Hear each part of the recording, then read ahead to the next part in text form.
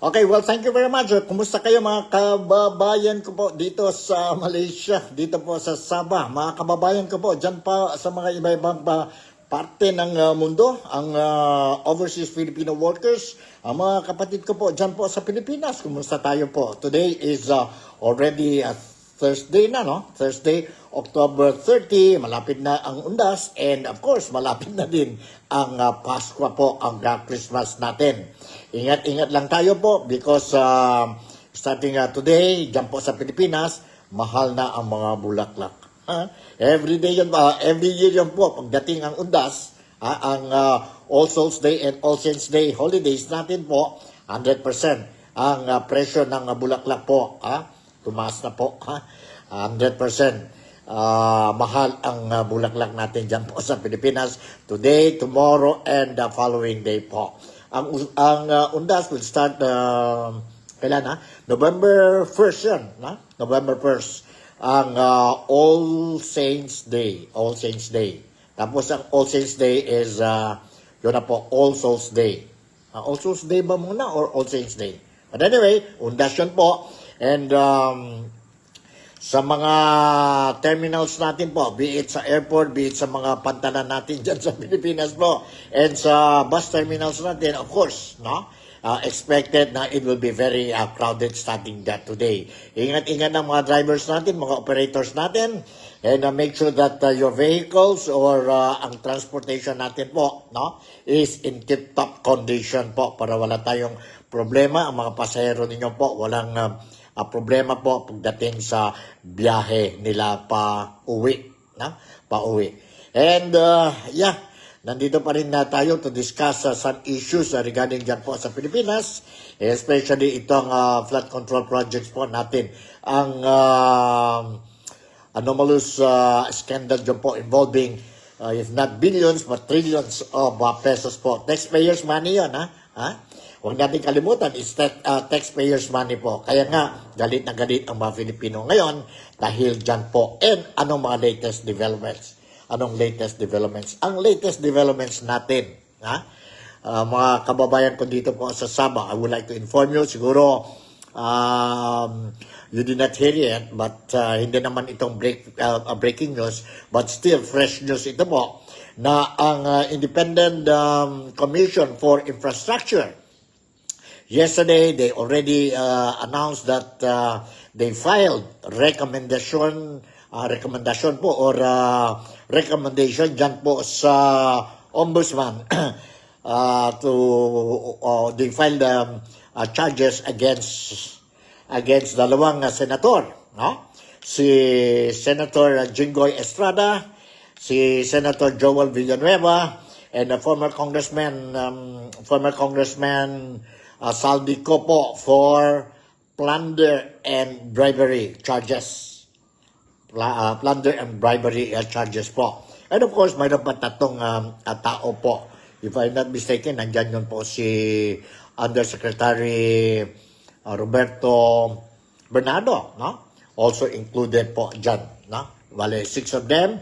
And earlier, ang Ombudsman already, or ang sabihin natin, ICI has already announced na mayroon din sila recommendation for the charges against itong mga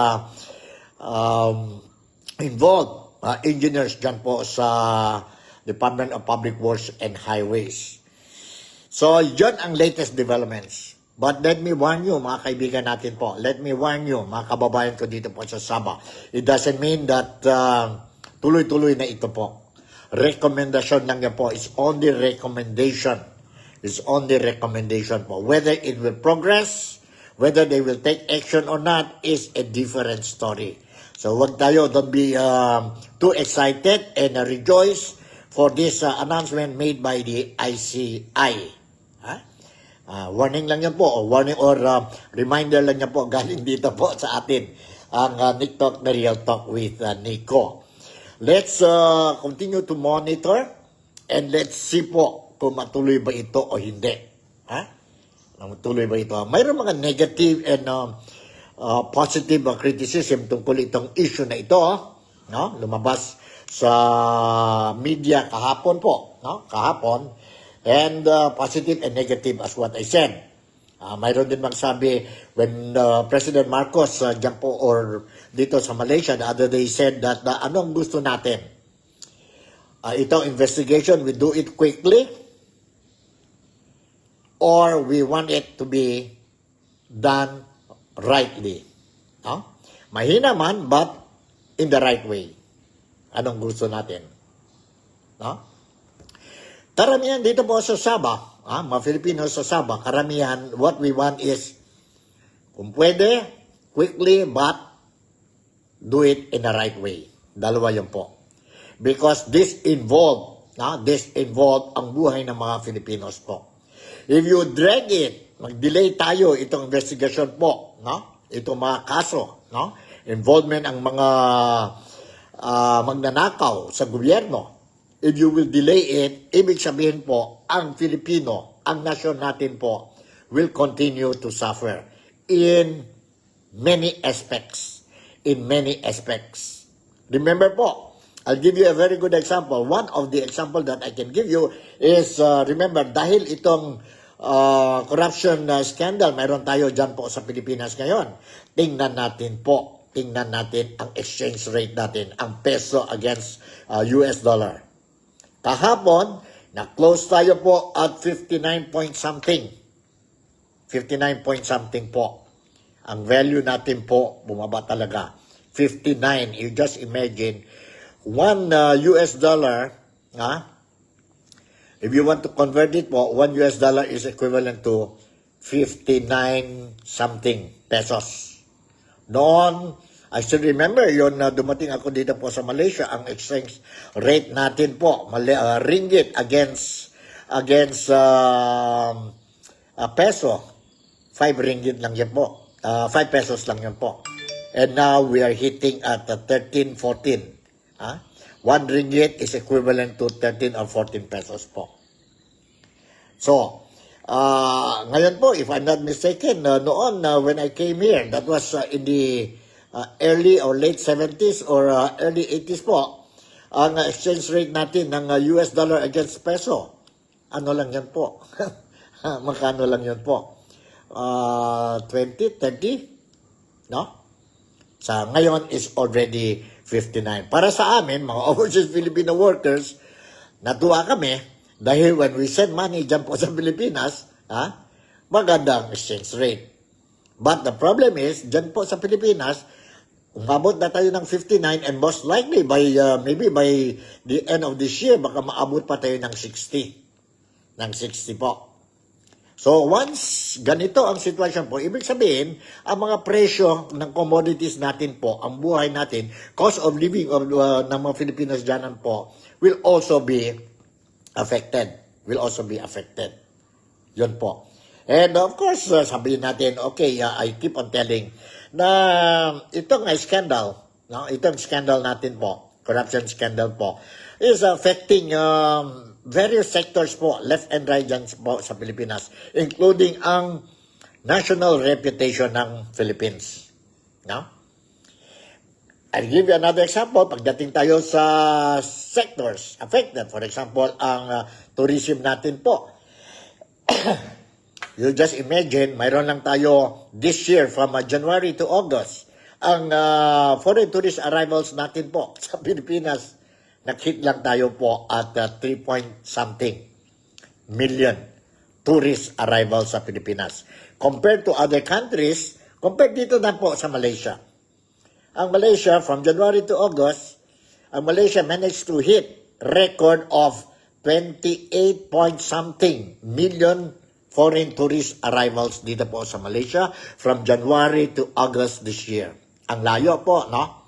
And sa lista natin po, sa lista I reported to you yesterday, tourist arrival, top on the list is Malaysia, Thailand, Vietnam, I think mayroon tayong ang Singapore, mayroon tayo ang Indonesia, ang last po ang Pilipinas. So, isip tayo po. So, we cannot say na relax lang tayo, chill lang tayo, no? because the government is trying to do the things in the right way. In the right way po. Kasi takot daw ang gobyerno, if they are going to rush it, baka pagdating sa korte, ang kaso against this magnanakaw will just be dropped, no? Or they will be acquitted because of technicalities. Technicalities po. Totoo naman yon. But ang problema dyan po, kung mag-delay tayo po, apektado din ang ekonomiya, ang buhay ng mga Pilipino. So, what we want from the government is, do it fast because it is urgent. Kailangan na kailangan i-solve natin dito po to prevent from any further, sabihin natin na negative domino effect itong scandals natin po, no? Do it fast but in the right way, no? Tight ang kaso po. Hindi naman ibig sabihin, if you do it fast, ibig sabihin mag-compromise tayo or mag-compromise kayo ang kaso ninyo po. Hindi naman ganyan po. Urgency is also there po. Because every day, it is affecting the life of the Filipinos. Every day, it is affecting. For as long as we don't solve this problem, corruption scandal natin sa Pilipinas po, every day, ang reputasyon ng Pilipinas is also being affected. Yan lang po. Palagay ninyo po, what do you think? Do you think may puntos ba tayo when we say these things or wala? Depende na sa inyo po. But this is my personal opinion and I'm very concerned na what is happening dyan po sa Pilipinas. No? Especially ang buhay ng mga Filipinos, especially ang mga mahirap. No? And of course, ang reputation ng Pilipinas sa iba-ibang nasyon or internationally. Affected tayo po. So, okay. Now, balik tayo sa issue natin po and tungkol itong charges filed dyan po sa Ombudsman. Recommendatory lang ito po ang ICI. They recommended, he filed charges against Senator Jinggoy Estrada, Senator Joel Villanueva, Saldico, and 3 others po. 3 others po. Ang due process natin po, no? Ang due process natin. Ang due process natin po, sabi ang gobyerno, sabi ni BBM, we have to follow strictly ang due process. No? But may problema tayo sa government system natin po, sa justice system natin po, sa due process system natin po. May problema tayo po. Parang nakita ko, correct me if I'm wrong, this is how I look at it. Kung kontra sa oposisyon, madali ang due process. Pero kung involved sa mga members ng the other camp, sa gobyerno po, mabagal ang due process. Kailangan, we have to strictly follow ang due process.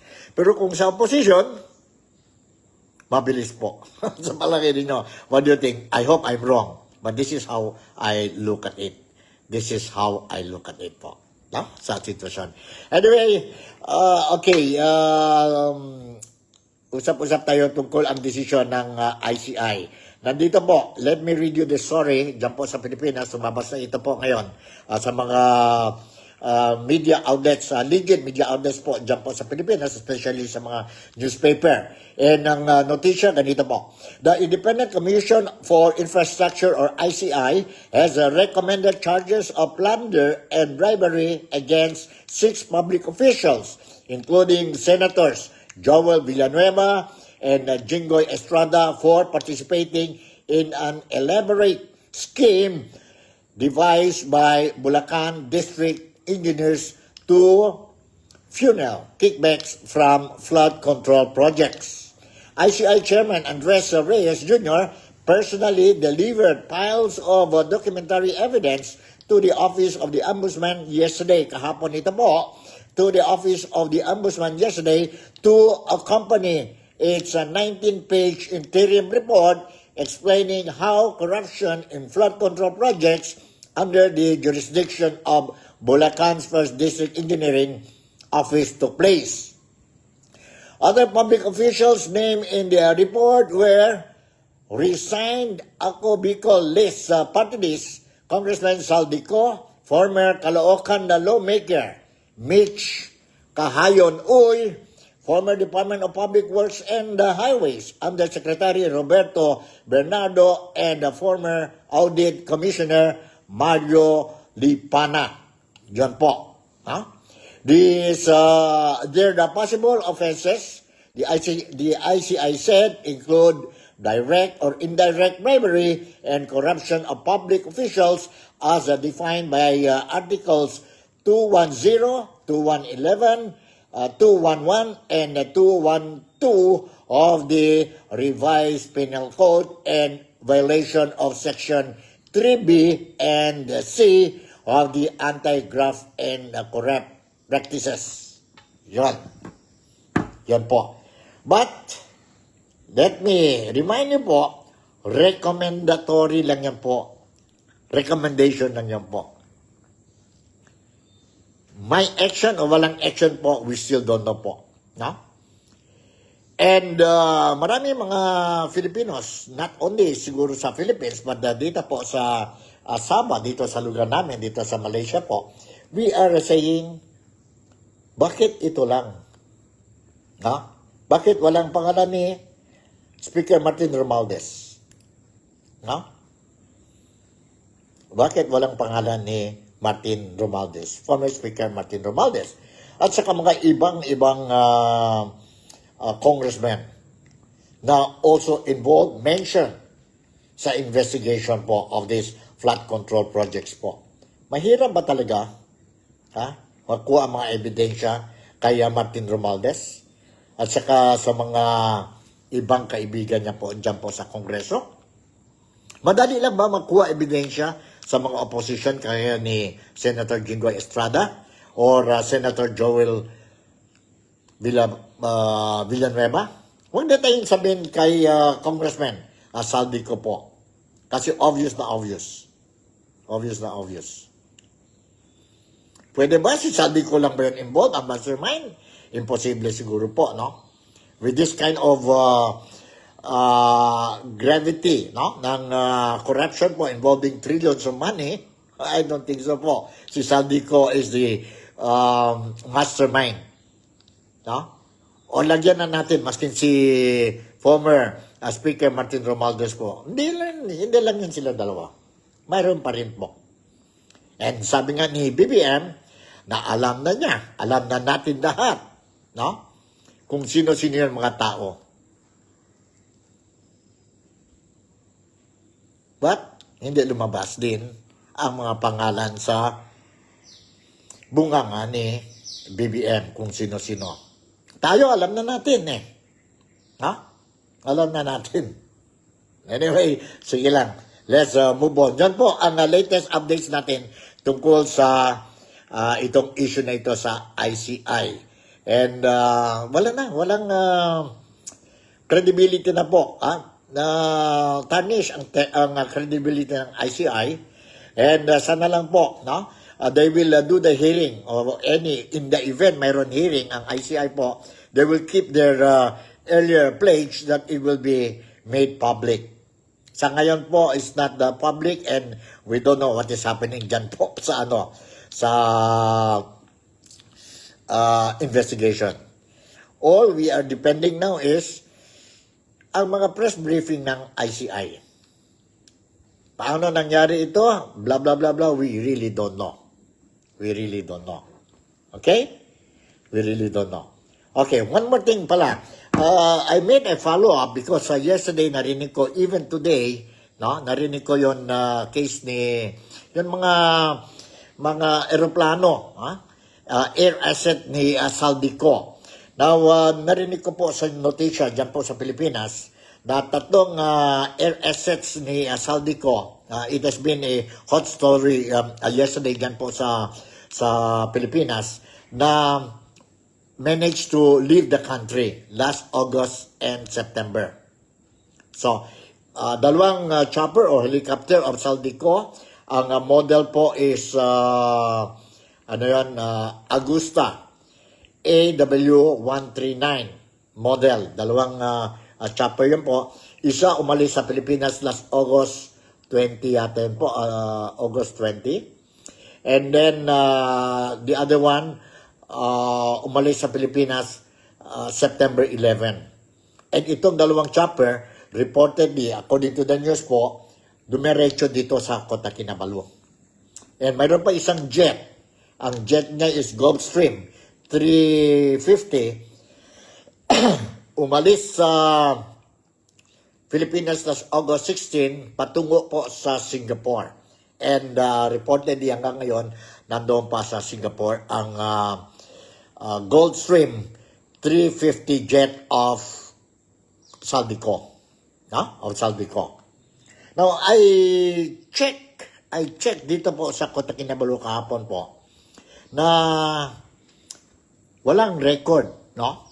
Na nandito yon na dalawang chopper, Agusta, helicopter of Saldico po, no? Nag-check tayo po kasi dalawa lang yata mayroon tayo dito po, hangar.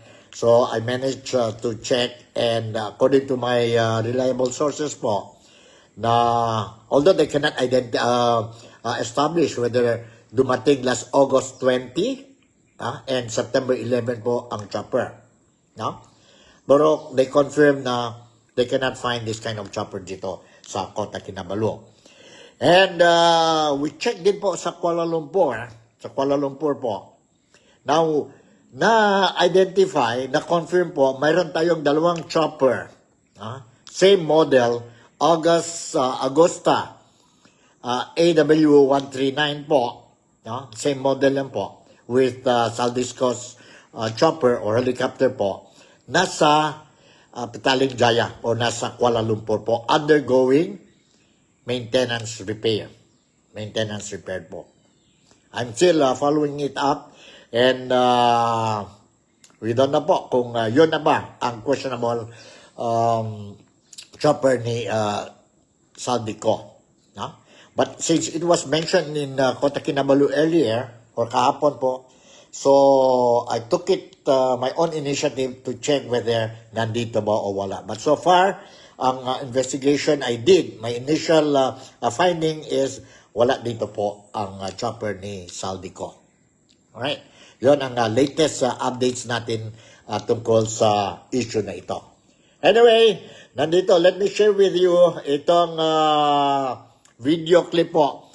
I just recorded it dito sa programa, ongoing pa ang programa ni DJ Shasha and Ted Filon po. And they touch a little bit on the corruption scandal dyan po sa Pilipinas. Now, let me share with you itong video clip po. Fresh na fresh pa ito po. Fresh na fresh pa ito po. And let's listen to this. Hold on, let's listen to this. May tatlong video clips ako po. I want to share these things sa inyo. So this, you have some ideas. Alright, nandito po.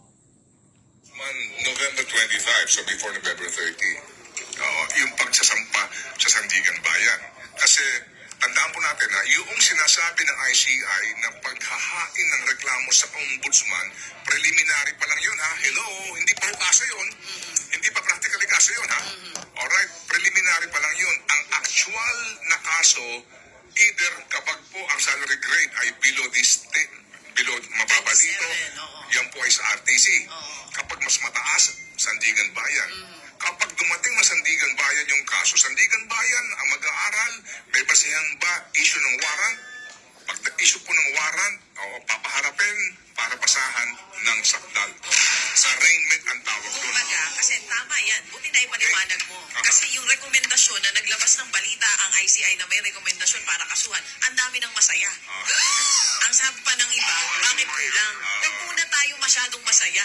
Kasi interim pa lang to. Baka sa final report may mga mawala pang pangalan. Yun ang kinakakaba ko Triple lang Is po ito. madagdagan, mabawasan. Triple lang po ito muna. Kaya po maging mapanuri po tayo dito. Kasi nga, hindi may tatanggi na nararamdaman po ng marami sa Sa gobyerno ngayon yung pressure, pati sa hudikatura. Sa Sandigan Bayan nga, baby girl, ang usap-usapan doon mukhang, di na kayo piyesta, no? Pinuntaan sila doon. Alright, yun po ang nag-usap-usap si Ted Filon at saka si DJ Shasha tungkol itong filing of charges by ICI dyan po sa Ombudsman yesterday. No? 19 pages yun po. Huwag na tayo, no? Don't be excited dahil po recommendatory lang yan po. Recommendatory yan. We don't know whether i-push through talaga yan or kung ang result po will be positive. No? Baka mawala pa ang mga pangalan itong mga tao na ito po at the end of the day. At the end of the day. So, yan lang po. Yan lang po. No? Relax lang tayo. Relax but continue to closely monitor ang what is happening dyan po sa ICI and Ombudsman. Alright, let me share you another video clip po. Another video clip. Ang sarap pag-usapan ito. Sige. Ang sarap nitong ikumpara, no? Ikumpara. Direk Joey, Aaron.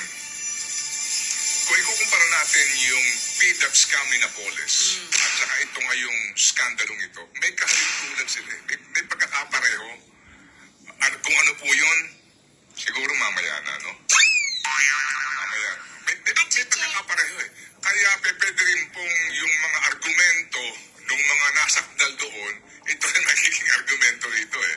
Parang doon po pupunta eh. Yun din po sinabi sa akin nung akin nakaugnayan po na isang abogado eh. At ngayon nga daw po ay fiesta ang mga mamahaling law firms. Dami nilang trabaho. Ang dami nilang mga mga bagong abogado, mga researchers, etc. Nagagawa ng mga pinaghahandaan nila itong mga kaso ito. Mamaya po yan. Tanong lang po, ang sinasabi, 22 bilyong piso sa kwentada ang na-deliver daw kay Zaldico. Baby girl, nabasa mo ba yun? Naman, kahapon may nilang Alright. Yun po, no? Totoo naman, busy-busy ang mga lawyers natin, especially yun mga mahal ang mga lawyers, no? Yung may mga pangalan and ang mga charges nila po, mahal talaga po, taas talaga, no? Dahil sa corruption na ito po, scandal, busy-busy sila po ngayon. Fiesta, sabi ni Ted Filon, fiesta mga lawyers, ang mga staff nila po, no? They have to hire more staff to look into this mga kliyente nila po, no? We are talking about what? We are not talking about a dozen, no? Widespread itong scandal ng flood control projects po. So, ibig sabihin, throughout the country, no? Widespread ito. Ibig sabihin, throughout the country. Ibig sabihin, ang mga lawyers sa iba-ibang probinsya, lugar, munisipalidad po, will be very busy po. Kasi kailangan itong mga people involved, kailangan sila ng lawyer. Kailangan sila ng lawyer po, no? And, kung tumataas ang presyo ng bigas natin, ang gasolina, ng cooking oil natin po, 100% taas din ang singil ng mga lawyers po. Ng mga lawyers who will be handling itong mga flood control cases sa mga kliyente nila po. Yun po, no? Sa bandang huli po, sino ang kawawa? Tayo po. Tayo ang kawawa. Kaya sana lang po, I hope, na ang gobyerno will be able as soon as possible, no? As soon as possible, solve this corruption scandal po. Para we will go back to normal. Sa ngayon po, for as long as ma-delay ito po, I totally disagree with BBM. Yung sabi niya, anong gusto nyo? We do it quickly or we do it the right way? Are you trying to tell us kulang tayo po? No? Except na mag-delay tayo itong hearing po because we want to do it in the right way. Ba't nakalimutan ang presidente po? ang negative effect of this scandal, every day, Mr. President, I was just wondering why you came out with that statement. Are you trying to tell us, relax lang kayo, we are delaying it because we want it to be properly done. And you're not concerned ang mga negative effect of this scandal kung na-delay. Maybe si BBM, walang problema ang pamilya niya because wala silang problema financially po. Pero ano po ang paano na ang buhay ng mga mahirap? Kagaya kami, mga overseas Filipino workers po. In fact, mayroon na ngayon istorya na pwede ba temporarily we will stop first paying ang taxes namin sa gobyerno until you solve this problem. That is one of the effects or consequences. Pero please don't do that. Kasi mas lalo na po ang ekonomiya ng Pilipinas will be badly affected. Wag naman mga taxpayers to entertain this idea. No? Mayroon pa ibang paraan on how to solve this problem. I don't know if you agree with me. What we want, Mr. President, ang mga Filipinos dito, ako mismo, ang mga Filipinos dito po sa Sabah, what we want is, do it with urgency and do it properly. Yun po. Hindi pwede compromise tayo ang urgency because we want to do it properly. If you want to do it, you can do it. Pwede naman, di ba? Nakita natin, I don't know if you will agree with me, ang mga followers ko. Pagdating sa mga opposition, madali ang due process. Madali makuha ang ebidensya. Pagdating kay Martin Romualdez, we have to follow. We have to be very careful. We have to be very careful. No? Because we don't want to ang kaso, itong tao po, pagdating sa korte po, it will be, or he will be acquitted because of technical aspect sa kaso. Pero sa opposition, madali po, pwede. Okay, nandyan na. Mayroon tayong mga ebidensya. Mag-recommend na tayo po. Pero dito sa kabila, dadahan tayo dito, Baka maano tayo dito, Technical tayo dito. Sayang mga efforts natin. That's how we look at it. That's how I feel ngayon. I hope I'm wrong. Pasensya lang, but I hope I'm wrong. But that's how I look at it ngayon. Okay? Meron pa ako dito isang video clip po, before I will conclude itong program natin, Nico Talk with Nico, on a Thursday morning po, October 30 na. October 30. Let's watch and listen to this. Ang sinasabi, 22 bilyong piso sa kwentana ang na-deliver daw kay Zaldico. Baby girl, nabasa mo ba yun? Naman, kahapon may nilabas nga pong report. Galing din po ito, kasama to sa interim report ng ICI. Sinasabi na tinatayang nasa 22 billion pesos po na cash ang ibinuhos daw ni dating ako Bicol Party List Representative Zaldico. At nakalagay sa mga maleta. Okay. Yun ang sinasabi. Gusto nyo bang malaman kung kailan ito nagsimula? Ang sabi po sa interim report ng ICI, ilang ulit nga daw pong nagkaroon ng cash delivery sa penthouse at maging sa bahay ni Zaldico sa Pasig mula 2022 hanggang 2025. Stop. Okay, Dad. 22 billion? Cash? Yes, Dad. Sandali lang, Sinulo niya ba yun? Bakit pareho As tayo in, nag-usap? Sinulo pa lang yun, Zaldico. Yan lang, sabi ko kanina na narinig ko yung balita dito. Wala bang, Wala kasama? walang kahate? Walang boss? Sa kanya lang yun? Parang sa utak ko, para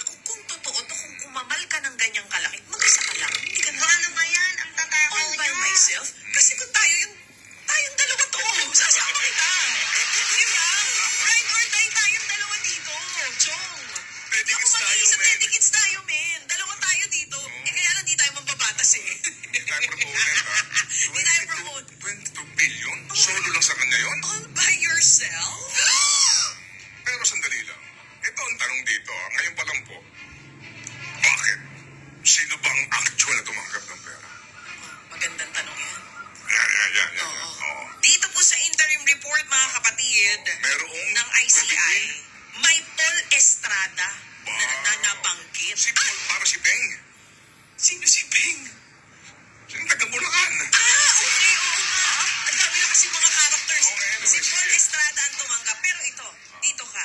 Doon kasi sa PITAF walang acknowledgement Ano receipt. kaya diba? amoy ng pera kapag 22 billion na natin sa bahay nito? Tsaka Ano mali- direct, 22 billion yung naharap mo. Eto. Dami ng pera, Ito pang matindi, partner. Napatotohanan din sa interim report sinasabi. Kaya naka-face mask ka na doon, no? Hindi ba? Yung mamasangsang na yung amoy doon, Hindi, hindi. 22 billion. Hello, hindi. Gusto nila yung Kasi amoy na yun. maano to, malulutong to na tag-1,000 galing sa bangko ito. Hindi galing sa palengke. Sabi sa'yo, nakita mo ba? Hindi naman. Ito lang. Sige, okay. Oo. Napatotohanan na dito sa interim report ang sinasabi, totoo daw na isa daw sa mga bahay ni Zaldico ang pinaglalagyan lang ng pera. Yun ang sabi. Kasama yun dito. Kasi nga kahit fault ng bangko, hindi ka kasya yung 22 billion, di ba? Nasa maleta, may bahay, puro maleta. Pitong Maleta bando ng pera. Yung mali-malitang At pera. ang pinakahuling hatid, ngayong taon, Okay. 1.75 billion. Ako lang naman yung tataka, girl. No? Ang pinakamalaki, noong 2024, 10.5 billion. Ako lang naman yung tataka. Mm. Sa ganyang mga usapin na pumutok itong skandalo ito. Oo, at Talagang walang nag-apply ng search warrant. kabal. Para kang bago ng bago. Nagulat ka nga kahapon eh. Wala pang, hindi pa naka-freeze, di ba? Okay. Hindi kasama yung mga eroplano. Tamang oras muna. Alright, yun po. 22 billion pesos from 2022 hanggang 2025. Hanggang ngayon po, ang daming pera yon. Isang bahay, nandoon na lahat ang pera sa suitcases. Ha? Siya lang ba ang mastermind? Siya lang ba ang tao na who is eating this money po? Wala ba siyang kasosyo dyan? Ha? Wala ba ibang tao? All by myself, I wanna be. Ganon ba yun? Saka, bakit? Alam na nila ngayon po. Bakit hindi na-issue ng warrant of arrest, search warrant, dyan po sa mga so-called bahay ni Zaldico? Bakit po? Ha? Kayo, what do you think? Mga kaibigan ko dito sa Sabah, mga Filipinos. Mga kaibigan ko, mga kapatid ko dyan po sa Pilipinas. What do you think of this news? Mga overseas Filipino workers po who's watching my program po. Ito naman, sinasabi yun, all by myself, I wanna be. Ha? Walang labod ba dyan ang ibang top officials natin? Lahat na lang mga dilis, mga small fish. Small fish po. Maliit lang din ang share nila. But what we want to know is, sino-sino talaga? Sino talaga ang mga mastermind? Yung malaking share po. And we want them to be behind bars. We want them to be behind bars. Tapos, i-recover natin yon, whatever they stole from us. That is exactly what we want. And we wanted to do it quickly, but without compromising ang kaso natin, ang kaso sa kanila po. Hindi pwede yon. Relax lang tayo. I'm doing it. We are doing it properly.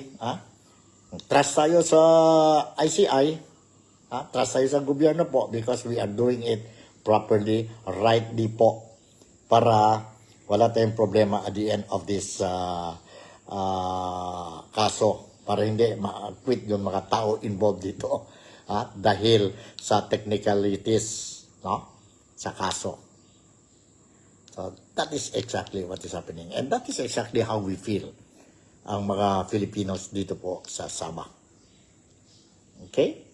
So, siguro hanggang dito na lang ang programa natin muna sa Nick Talk, The Real Talk with Nico. And I'm going to continue to monitor ang sitwasyon dyan po sa Pilipinas, especially itong scandal natin po. Because if we are going to delay it, then we will continue to suffer ang consequences po, ang negative or domino effects of this scandal. No? Reputasyon ng nasyon natin, ang buhay ng mga Filipinos. Buhay ng mga Filipinos po. And wag muna tayo masyadong sabihin natin rejoice. Now that the ICI has already filed recommendatory charges dyan po sa ombudsman. No? Because hindi pa ito tapos po. Dami pa po pwede mangyari. That's why we have to be vigilant. And continue to monitor. Ako din po, I will continue to monitor itong situation dyan po sa Pilipinas. So with this, once again, I would like to say maraming salamat. Thank you very much for making me a part of your day today. Sana mas paano, I managed to give you ang mga updates sa tungkol sa scandal natin po dyan sa Pilipinas. And in one way or the other, I hope na it will, para hindi tayo ma-blared ang issue dito, mga Filipinos sa Sabah. So, hanggang dito na lang. Once again, I would like to say, Malaysia, Sabah, the Philippines, God bless us all. Ingat tayo po. And ingat tayo sa undas. Na? November 1st, starting today, medyo busy na ang Pilipinas sa mga bus terminal, airports natin, sa mga ports, no? Terminals natin dyan po sa Pilipinas. Daming tao will be there because they want to go home and pay respect to their departed loved ones po. Ingat lang tayo po. Always keep safe. No? Keep safe po. And make sure that this weekend, ang undas po will be a fruitful, memorable, and problem-free undas for this year. Bye, and I'll see you in my next episode.